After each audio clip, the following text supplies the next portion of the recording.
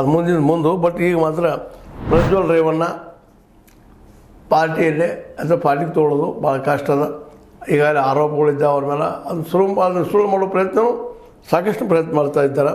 ನಮ್ಮ ಕುಮಾರಸ್ವಾಮಿಗಳಾಗಿರ್ಬೋದು ಮತ್ತು ನಮ್ಮ ದೇವೇಗೌಡರು ಆಗಿರ್ಬೋದು. ಇತ್ತೀಚೆಗೆ ಪ್ರಜ್ವಲರ ಬಗ್ಗೆ ಯಾರೇನೂ ಮಾತಾಡ್ತಾ ಇಲ್ಲ. ಯಾಕಂದ್ರೆ ಅವ್ರು ಜಾಮೀನು ಸಿಕ್ಕರೆ ಏನು ಮಾಡಿದ್ರೆ ನಾವು ಪ್ರಯತ್ನ ಮಾಡ್ಬೋದು, ಆದರೆ ಸಿಗ್ತದಿಲ್ಲ ಗ್ಯಾರಂಟಿನೂ ಇಲ್ಲ ಈ ಎಲ್ಲ ನೆಲೆಗಟ್ಟಿನಲ್ಲೇ.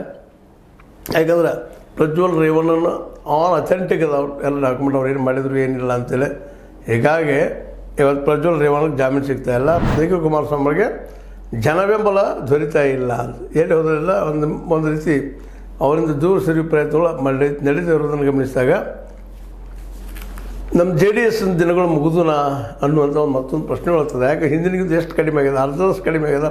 ಅದಾಗಿ ಕೆಲವೊಂದು ಮಂದಿನ ನಮ್ಮ ಡಿ.ಕೆ. ಶಿವಕುಮಾರ್ ಬೆನ್ನು ಹಚ್ಚಿದ್ದಾರೆ, ಬನ್ನಿ ನಮ್ಮ ಪಾರ್ಟಿಗೆ ಅಂತೇಳಿ.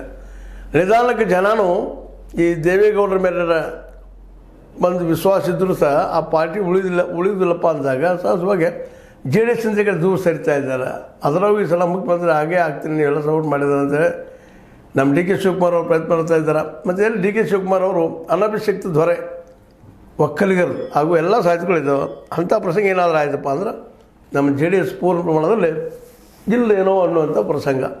ಅದಕ್ಕಾಗಿ ಮೇಲೆ ಹೇಳುವಂಥದ್ದು ಏನಪ್ಪ ಅಂತಂದ್ರೆ, ಎಷ್ಟೋ ಇದ್ದರೂ ಸಹಿತ ವಿಚಾರಧಾರೆ ನಮ್ಮಂಥ ಸೇಮ್ ಇದ್ದಾಗ ಅವ್ರನ್ನೆಲ್ಲ ಮುಂದೆ ಹಾಕೊಂಡು ಹೋಗಬೇಕಾಗಿದ್ದು ಒಂದು ಕೆಲಸ. ಆ ಕೆಲಸವನ್ನು ಇಲ್ಲಿವರೆಗೆ ನಮ್ಮ ದೇವೇಗೌಡರು ಮಾಡಲಿಲ್ಲ. ಅವರನ್ನು 2ನೇ ದರ್ಜೆ ನಾಯಕರಂತ